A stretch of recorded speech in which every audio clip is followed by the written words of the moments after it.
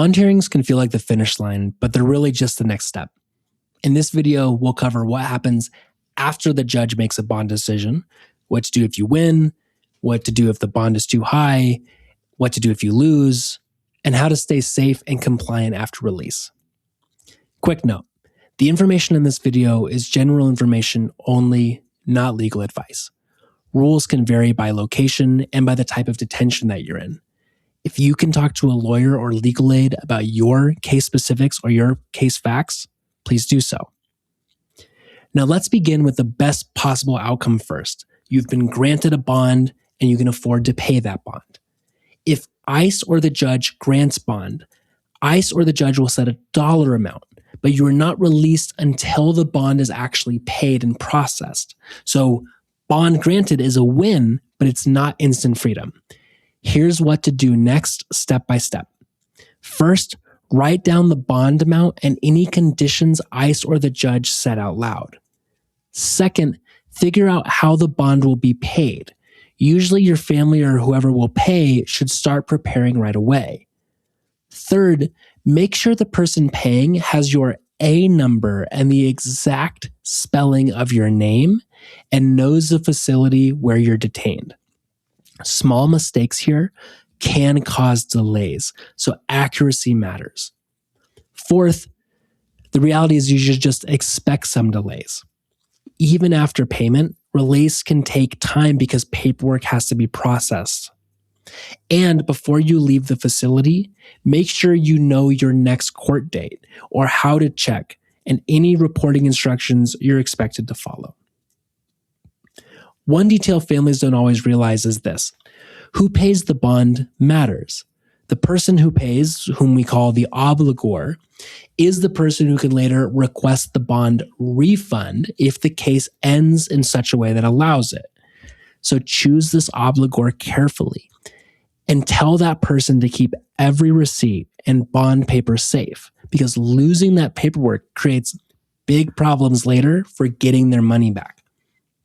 For families, once the bond has been granted, the same day priorities they need to take are these: have the A number of the detained person, confirm the bond amount and where to pay, and make sure the payer has a valid government ID, the obligor.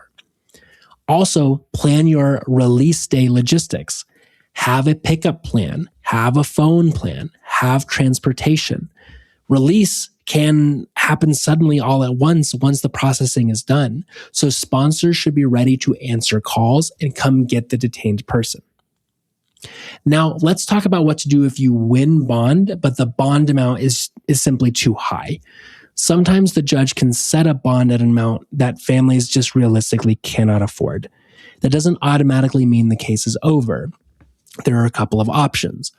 Option one, ask to lower the bond later, especially if you have new evidence of your situation having changed. This would be a new bond hearing based on changed circumstances. Option two, if there was clearly a misunderstanding in your bond hearing, like the judge got an important fact about your case wrong, there may be a way to ask the court to reconsider the bond decision, and you'd be filing what's called a motion to reconsider. Option three is if lowering the bond is unlikely through reconsideration or a new bond hearing, plan carefully for payment, but be really cautious about bond loans.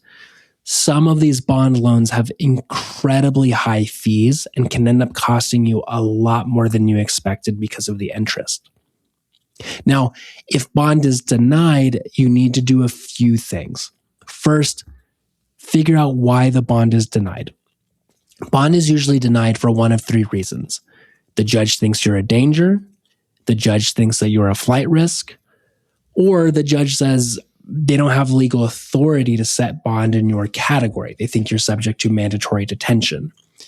If you can, ask for clarity. You can say, Your Honor, can you please explain the main reason that bond was denied? Then write down the answer, because it tells you what evidence you're going to need next. If the denial was based on danger or flight risk, the most common path to get this fixed is to renew your bond request later with stronger evidence.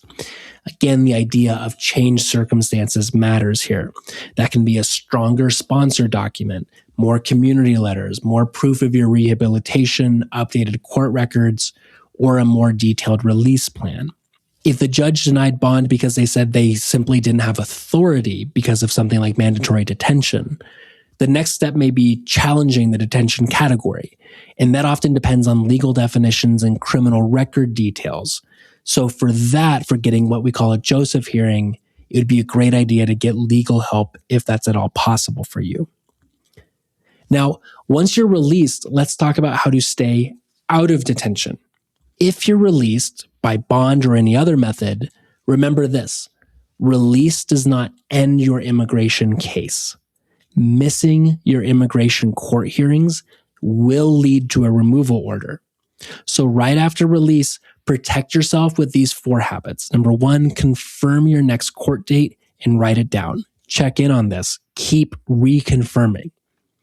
Number 2, follow every ICE condition that they've put on you. The check-ins, the monitoring, the travel limits, and ask for the rules in writing if you're unclear about them. Number 3, keep copies of everything you file and everything you receive from ICE and from the court.